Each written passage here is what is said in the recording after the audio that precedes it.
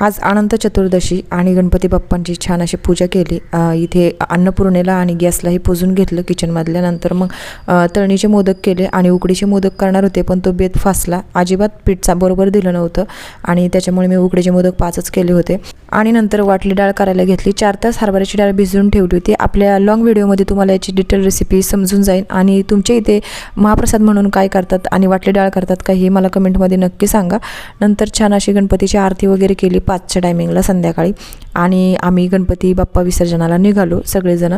आणि शेवटच्या बाप्पाला डोळ्यात भरून घेतलं आणि बाप्पाला विसर्जन करताना सगळ्यांनी पाय वगैरे पडून घेतलं। आणि खरंच हा क्षण खूप दुःखाचा असतो आपल्यासाठी।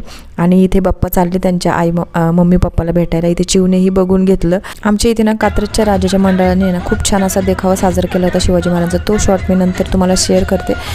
आणि इथे बाप्पा गेले म्हणून चिव खूप रडली घरी। आणि नंतर आमच्या इथे कात्रजचा मोठा मानाचा गणपती आहे ना, त्याची दर्शन घेतले आणि घरी आलो। चलो बाय।